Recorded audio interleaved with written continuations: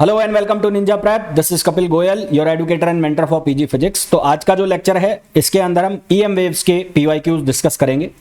बहुत ही आसान से होंगे, हालांकि पीएम वेव्स के क्वेश्चन आसान ही होते हैं, बस वहां पर आपको मैथमेटिक्स पूरा आना चाहिए। वेक्टर की डायरेक्शन कैसे निकालते हैं या क्रॉस मल्टीप्लिकेशन जो होता है किनका यूनिट वेक्टर्स का, वो कैसे किया जाता है, तो वो थोड़ी चीज़ों पर आपको कमांड है तो आप इजीली इनके क्वेश्चन सॉल्व कर सकते हैं। इसी टाइप के क्वेश्चंस पूछे जाते हैं जैसे मैंने आपको इस लेक्चर में कराए हुए हैं। तो सभी क्वेश्चंस को ध्यान से करना, अच्छे से कर लेना। मेरे कराने के बाद एक बार और कर लेना। ऐसा नहीं है कि लेक्चर देख के हो गया काम अपना, ऐसा नहीं होता है। एक बार इन क्वेश्चंस को वापस से अच्छे से कर लेना।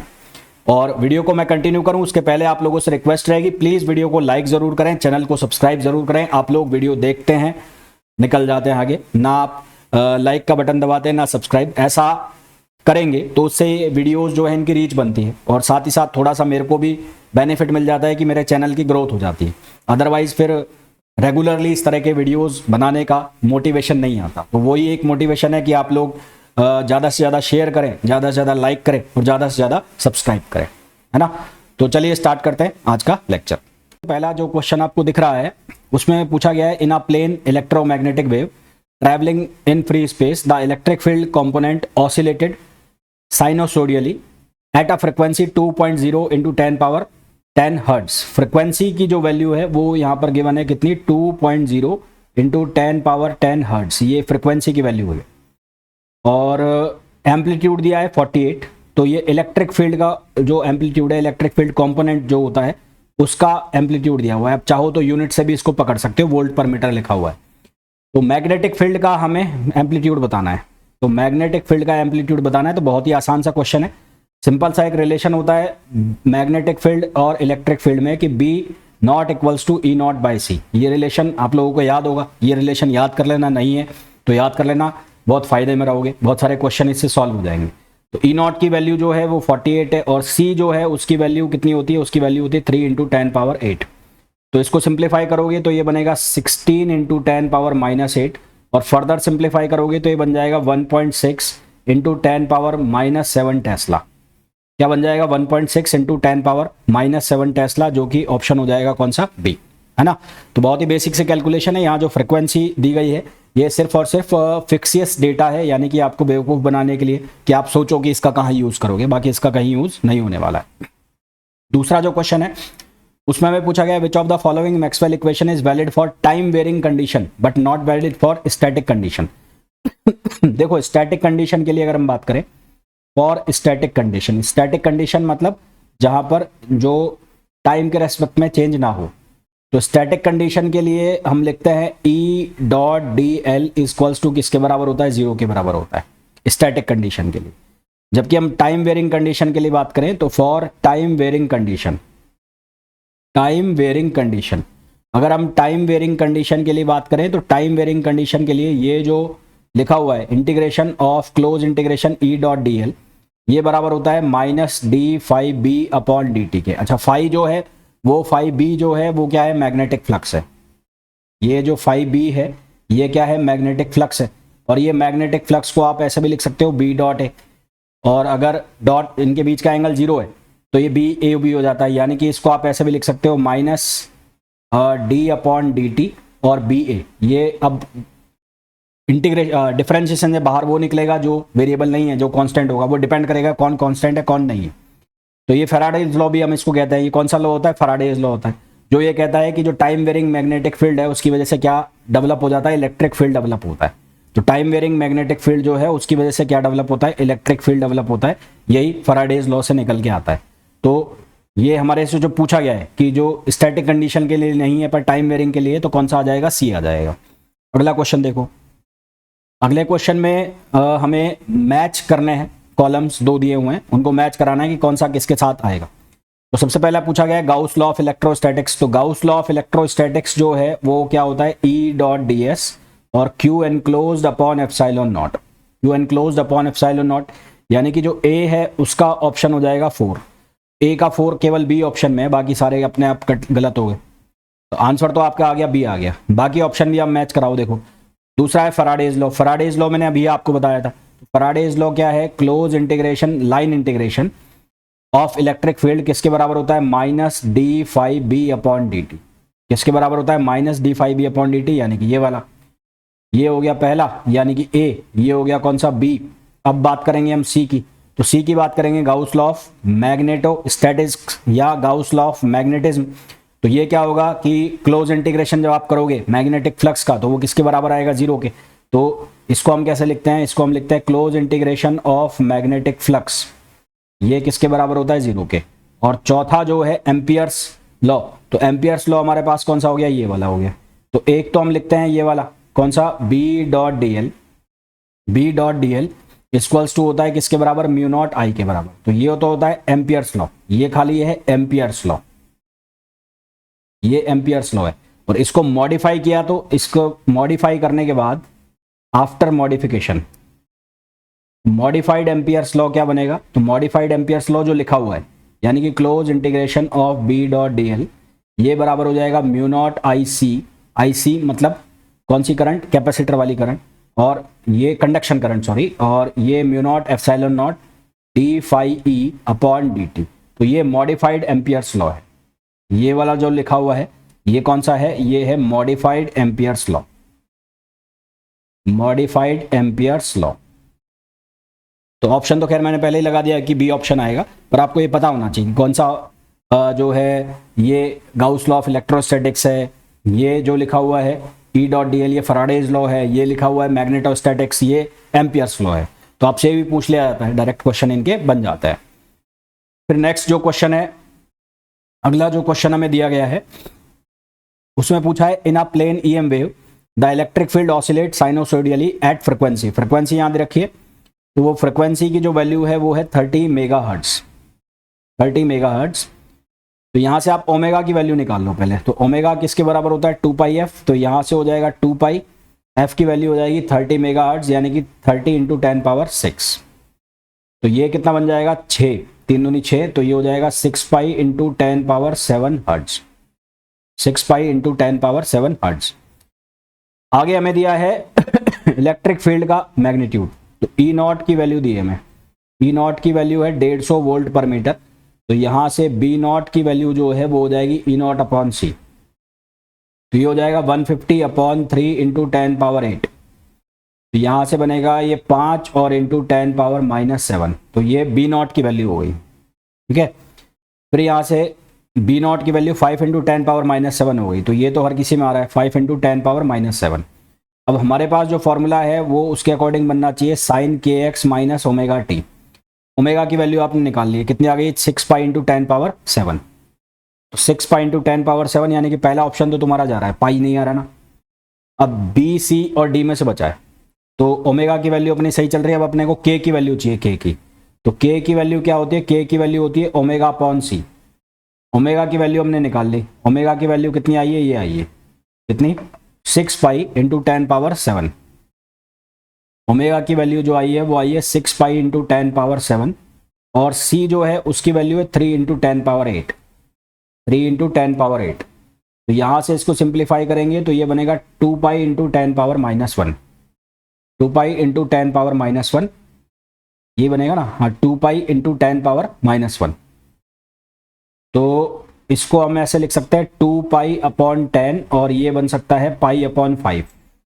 तो अब यहाँ पर वैल्यू डालो आप, तो 5 इंटू 10 पावर -7, उसके बाद साइन, साइन के बाद के एक्स, के की वैल्यू कितनी है 5 pi by 5 x minus omega T.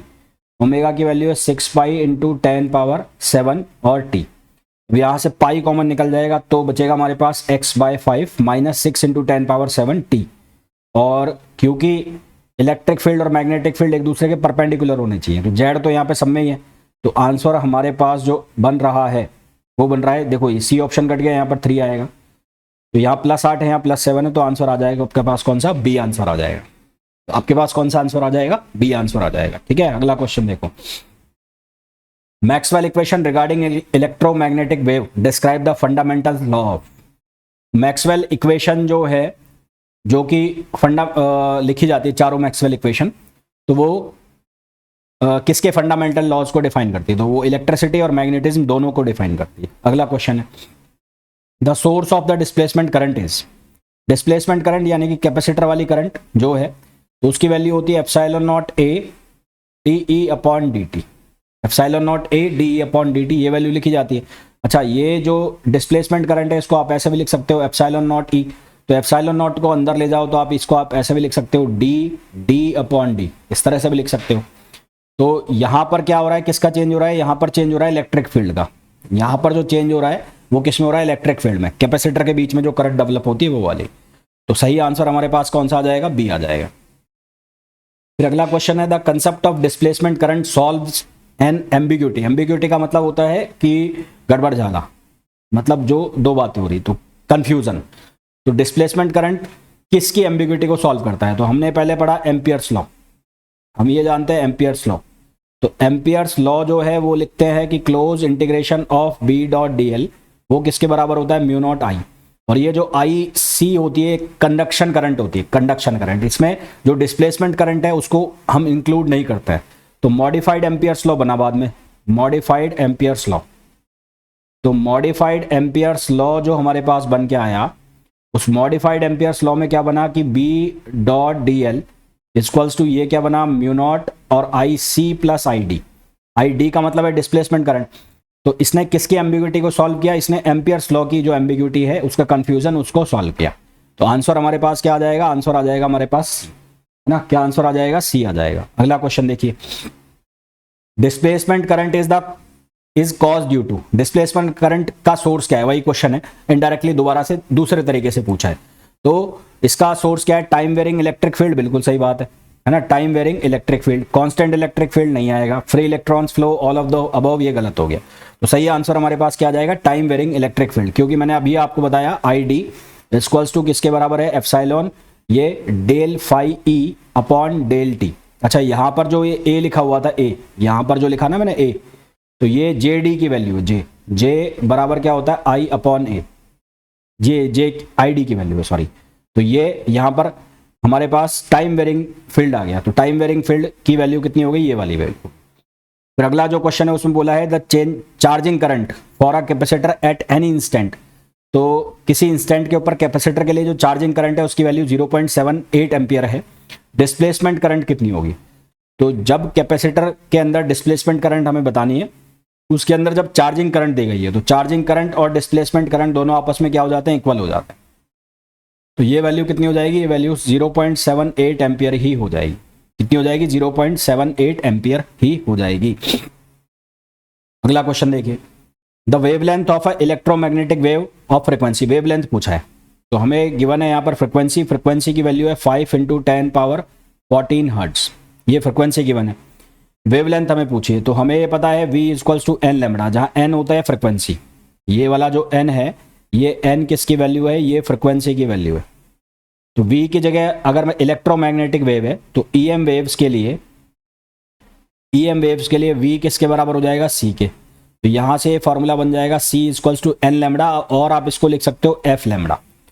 तो आपको क्या निकालना है, लैम्बडा निकालना है। तो लैम्बडा किसके बराबर हो जाएगा, c/f। ये जो c है इसकी वैल्यू हो गई 3 × 10⁸, और f जो है उसकी वैल्यू हो गई 5 × 10⁻14। इसको जब हम सॉल्व करेंगे तो इसको 6 लिखो इंटू 10 पावर, ये -7 हो जाएगा, और फर्दर सॉल्व करेंगे तो इसको 6000 आर्मस्ट्रॉन्ग लिख सकते हो आप। तो आंसर हमारे पास हो जाएगा 6000 Armstrong, which is option D. तो सही आंसर इसका क्या आ जाएगा, डी आ जाएगा। अगला जो क्वेश्चन है उसमें पूछा गया है electric charge in uniform motion produces. Electric charge जब यूनिफॉर्म मोशन के अंदर हो तो वो क्या प्रोड्यूस करता है, तो वो प्रोड्यूस करता है both electric and magnetic field. देखो, स्टैटिक चार्ज क्या प्रोड्यूस करेगा, ये प्रोड्यूस करेगा electric field. Static charge produce करेगा इलेक्ट्रिक फील्ड। फिर charge in motion, uniform motion, charge in uniform motion, ये क्या प्रोड्यूस करेगा, both electric and magnetic field, both electric and magnetic field, both electric and magnetic field. तो तीसरा charge in accelerated motion, तो charge in accelerated motion, charge in accelerated motion, तो accelerated motion में वो electric field, magnetic field और EM waves, E B and E M waves, ये तीनों generate करेगा जब वो एक्सेलरेटेड मोशन में होगा। तो फिलहाल हमें यूनिफॉर्म मोशन की बात करी है, तो यूनिफॉर्म मोशन में इलेक्ट्रिक और मैग्नेटिक फील्ड दोनों जनरेट किए जाएंगे। नेक्स्ट क्वेश्चन है, according to Maxwell hypothesis changing of electric field give rise to. तो इलेक्ट्रिक फील्ड में यदि चेंज होता है तो यहाँ पर क्या बनता है, मैग्नेटिक फील्ड बनता है ना।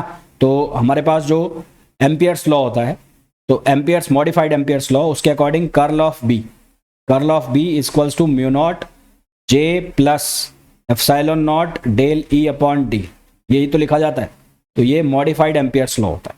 तो मैग्नेटिक फील्ड आता है जब भी इलेक्ट्रिक फील्ड चेंज करेगा टाइम के रेस्पेक्ट में, तो मैग्नेटिक फील्ड, और जब मैग्नेटिक फील्ड चेंज करेगा तो इलेक्ट्रिक फील्ड। तो मैग्नेटिक फील्ड वाला तो बन जाता है फैराडेज लॉ, और जो इलेक्ट्रिक फील्ड वाला है वो बन जाता है एम्पियर्स लॉ। अगला question, if epsilon not and mu naught represent the permittivity and permeability होगा, ये परमिएबिलिटी होगा म्यू, तो ये लिखा होगा परमिएबिलिटी।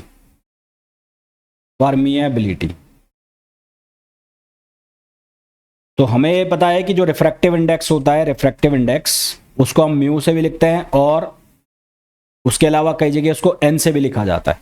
तो म्यू और एन, तो एन की जो वैल्यू है वो बराबर होती है सी अपॉन वी, और हमें ये पता है कि जो सी है वो बराबर होता है 1 upon under root mu naught epsilon naught, और इसी तरह से v जो है वो बराबर होता है 1 अपॉन अंडर रूट म्यू और एप्सिलॉन। v का मतलब है वेलोसिटी इन मीडियम और c का मतलब है स्पीड ऑफ लाइट।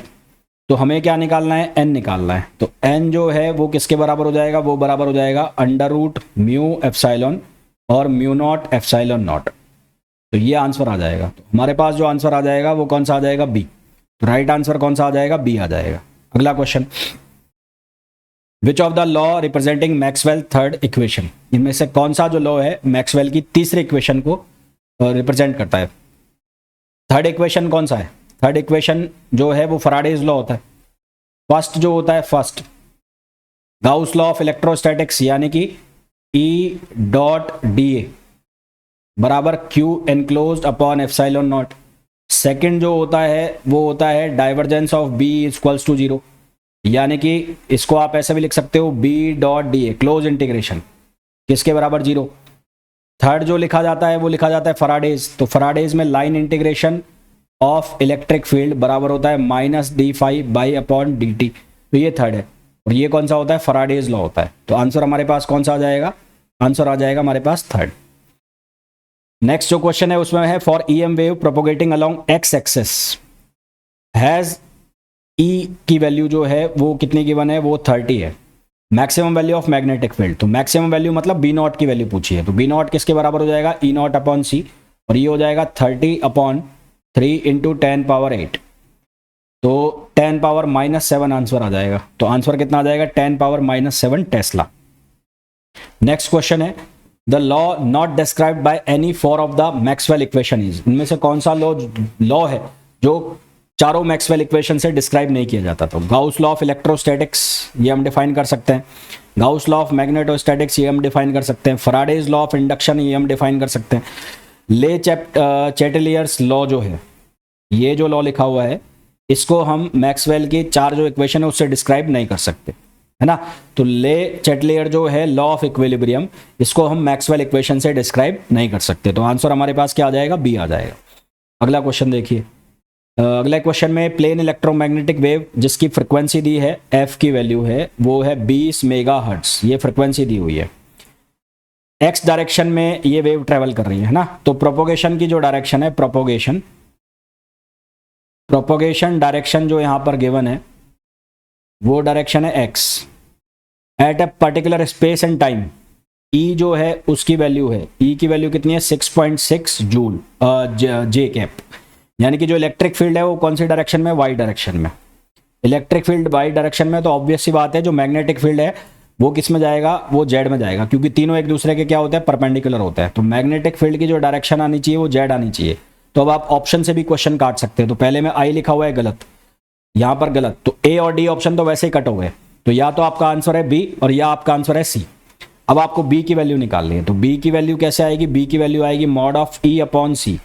तो ई की वैल्यू है 6.6 और सी से डिवाइड कर दोगे 3 इंटू 10 पावर 8, तो यहां से बन जाएगा 2.2 इंटू 10 पावर -8। तो 2.2 इंटू 10⁻⁻8 यानी कि मैग्नीट्यूड तो सही आ गया। अब आपको क्या चाहिए, मैग्नेटिक फील्ड चाहिए। तो मैग्नेटिक फील्ड कैसे निकालोगे, जो डायरेक्शन ऑफ प्रोपोगेशन है, डायरेक्शन ऑफ प्रोपोगेशन वो किसके बराबर होती है, ई क्रॉस बी के बराबर होती है। तो अब यहां पर एक्स कैप है और ई में है वाई कैप, तो बी में क्या होना चाहिए, बी में के कैप होना चाहिए या जेड कैप, क्योंकि जब साइक्लिक ऑर्डर में चलेगा तभी यहां पर एक्स आएगा, तो ये पॉजिटिव जेड होना चाहिए। तो क्या होना चाहिए, पॉजिटिव जेड। तो यहां पर डायरेक्शन क्या आएगी, पॉजिटिव जेड आएगी। डायरेक्शन क्या आएगी, पॉजिटिव जेड आएगी। आप चाहो तो ये मैग्नीट्यूड निकालने की भी जरूरत नहीं थी, डायरेक्शन से सीधा इस क्वेश्चन को सॉल्व कर सकते हैं। तो आंसर क्या आ जाएगा, बी आ जाएगा। नेक्स्ट क्वेश्चन है कि in an electromagnetic wave at an instant and a particular position the electric field is along the negative Z axis. Electric field जो है वो माइनस के कैप डायरेक्शन में, and magnetic field is along positive X axis, और B जो है वो positive X axis में है। तो डायरेक्शन ऑफ वेव प्रोपोगेशन, तो वेव प्रोपोगेशन की जो डायरेक्शन है, वेव प्रोपोगेशन, तो वेव प्रोपोगेशन किधर जाएगा, वो जाएगा ई क्रॉस बी में। तो ई जो है वो हो गया आई कैप और ये क्या हो गया, माइनस के। तो के क्रॉस आई जो है वो आता है जे, एक्स वाई जेड। तो जेड एक्स जो है वो क्या देगा, जे देगा, यानी कि वाई देगा। यहां उसका उल्टा लिखा हुआ है आई के, तो आई के जो है वो देगा माइनस जे, और माइनस माइनस क्या हो जाएगा, प्लस हो जाएगा। माइनस माइनस क्या हो जाएगा, प्लस हो जाएगा। तो हमारे पास जो आंसर आ जाएगा वो आ जाएगा, यहां पर आई और के है ना, यहां पर क्या लिखा हुआ है, electric field is along negative Z axis. Negative Z में इलेक्ट्रिक कौन सा है, electric field along negative Z. मैंने उल्टा लिख दिया ये, एक मिनट रुको। तो यहां पर आ जाएगा माइनस के और ये आ जाएगा आई। तो के क्रॉस आई जो है, के क्रॉस आई, वो के क्रॉस आई हमारे पास क्या आता है, वो आता है जे।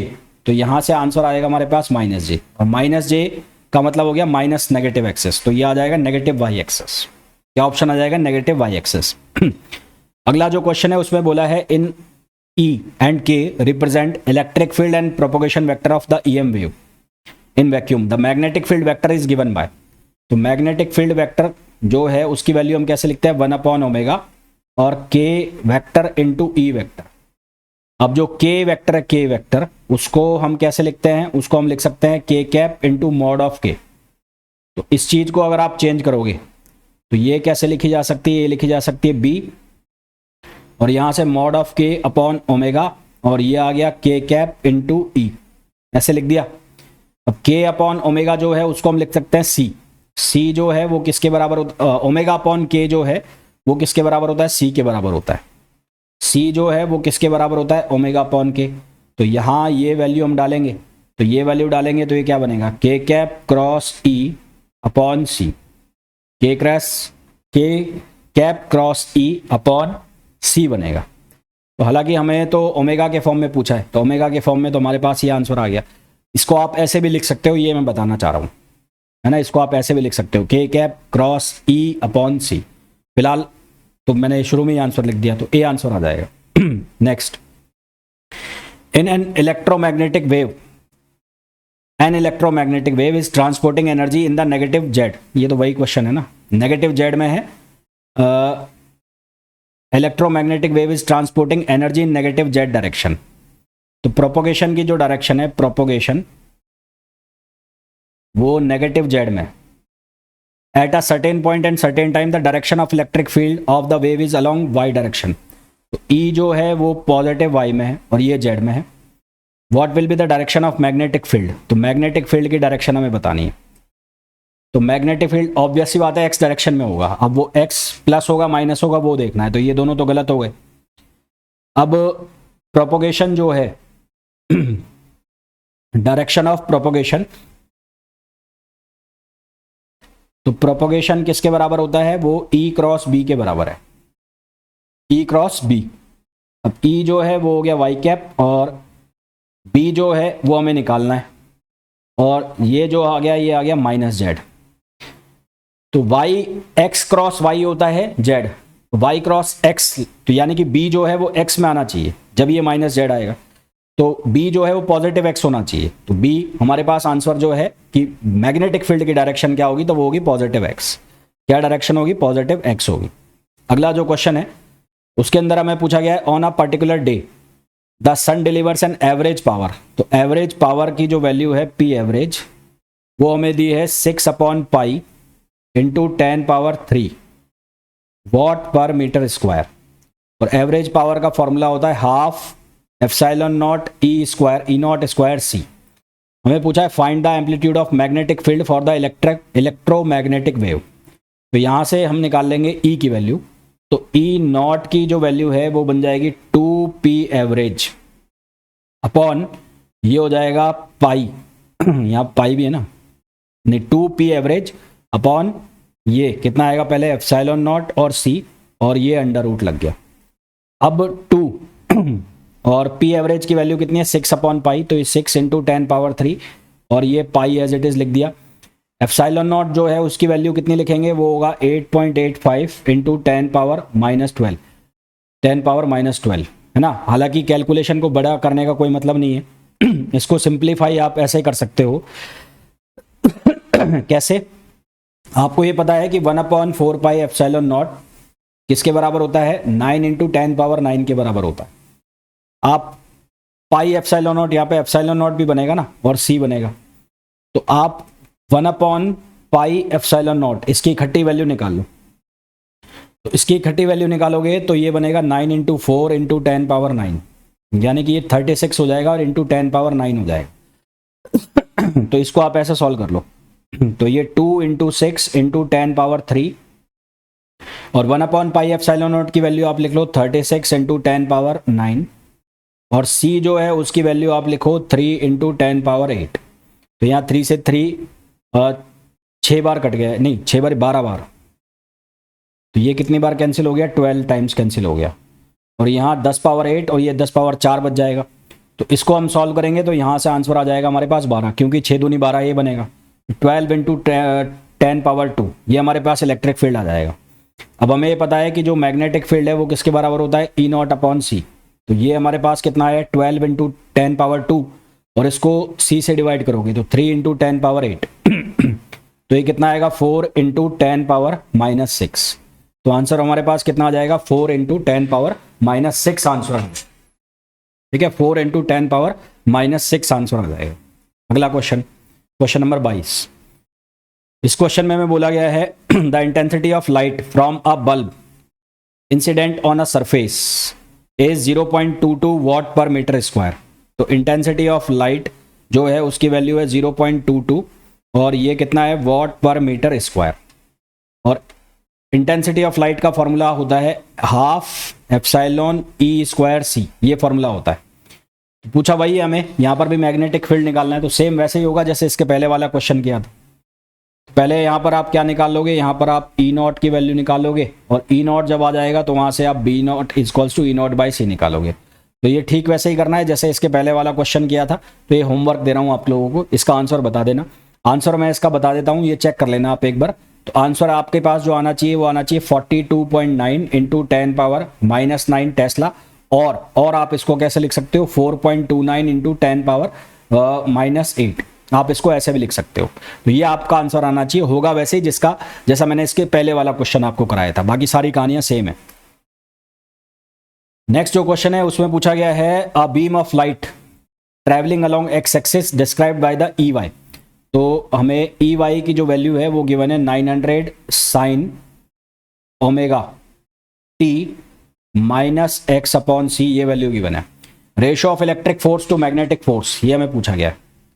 तो ई नॉट की वैल्यू गिवन है, ई नॉट की वैल्यू कितनी है 900, ये जो वैल्यू है ये ई नॉट की वैल्यू है। तो एफ ई जो है वो किसके बराबर होगा, वो बराबर होगा क्यू ई नॉट। और इसी तरह से एफ एम मैग्नेटिक फील्ड की वैल्यू बराबर होगी क्यू और V B not, Q V B not. तो इलेक्ट्रिक फील्ड और मैग्नेटिक फील्ड का रेशो पूछा है, तो F E upon F M पूछा है, तो ये बराबर हो जाएगा E not upon B not V, क्योंकि क्यू से क्यू कट जाएगा। तो ई नॉट अपॉन बी ये वैल्यू होती है सी। तो कुल मिलाकर आपको सी अपॉन वी निकालना है। क्या निकालना है, सी अपॉन वी, जो कि इंडेक्स के बराबर होता है। तो इनडायरेक्टली आपसे इंडेक्स ही पूछा, रिफ्रैक्टिव इंडेक्स एन की वैल्यू। तो ये वैल्यू कितनी है 3 इंटू 10⁻8, ये सी की वैल्यू फिक्स है, और स्पीड जो दी हुई है v उसकी वैल्यू है 3 इंटू 10⁻7। तो आंसर हमारे पास कितना आ जाएगा 10। तो 10:1 आंसर आ जाएगा, यानी कि जो इंडेक्स है रिफ्रैक्टिव इंडेक्स उसकी वैल्यू हो जाएगी 10:1 या 10 बोल सकते हो आप डायरेक्ट, वो वैल्यू हो जाएगी।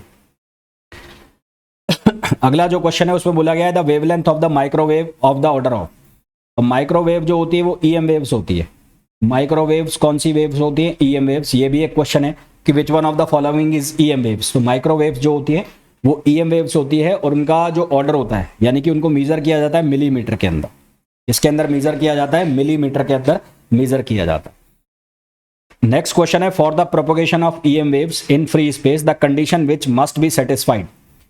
तो हमें एक चीज जानते हैं इम्पिडेंस। तो इम्पिडेंस वैक्यूम का जो है वो बराबर होता है Z0, और Z0 की वैल्यू बराबर होती है E/H। तो यहां से हम देखें तो E = Z0H, और अगर आप इसका स्क्वायर कर दो तो यहां बनेगा E0² = Z²H²। यानी कि यहां से ये क्लियर कट है कि जो E² है वो H² के बराबर नहीं है। तो पहला ऑप्शन तो आपका हो गया गलत, और साथ ही साथ आपका बी ऑप्शन भी गलत हो गया। तो आपके पास या तो ऑप्शन सी है या डी है। अब इलेक्ट्रिक फील्ड और जो मैग्नेटिक फील्ड है वो एक दूसरे के परपेंडिकुलर होते हैं, तो उनका डॉट प्रोडक्ट क्या आएगा? 0 आएगा। तो इसका मतलब सही आंसर हमारे पास कौन सा आ गया? सी आ गया। सही आंसर कौन सा आ गया? सी आ गया। अगला क्वेश्चन देखिए। अगला जो क्वेश्चन है उसमें हमें पूछा गया है electromagnetic waves are produced by. Electromagnetic wave किससे प्रोड्यूस होती है? Static charge, moving charge, accelerating charge. तो किससे प्रोड्यूस होती है? एक्सेलरेटिंग चार्ज से प्रोड्यूस होती है, एक्सेलरेटिंग चार्ज। अगला जो क्वेश्चन है the correct order of different electromagnetic radiation in order increasing energy. Increasing energy के ऑर्डर में लिखना है। तो RW का मतलब है रेडियो वेव्स। RW जो है उसका मतलब है रेडियो वेव्स। तो रेडियो वेव्स की जो फ्रिक्वेंसी है वो सबसे कम होगी, तो उसकी एनर्जी भी सबसे कम होगी, क्योंकि हम ये फॉलो करेंगे E = H²। तो इसके अकॉर्डिंगली E जो है प्रोपोर्शनल है फ्रिक्वेंसी के। तो रेडियो वेव्स UV जो है उसका मतलब है अल्ट्रा वायलेट। UV जो है उसका मतलब है ultraviolet, ultraviolet. X rays, gamma rays. तो हमारे पास ये ऑप्शन आ जाएगा। तो हमारे पास ऑप्शन कौन सा आ जाएगा? ए आ जाए। ठीक है। तो आई होप जितने भी क्वेश्चंस मैंने आपको कराए हैं वो बहुत अच्छे से समझ आ गए होंगे। फिर भी आपको कोई डाउट है तो आप पूछ लेना। मिलते हैं नेक्स्ट वीडियो में। Till then thank you, bye bye.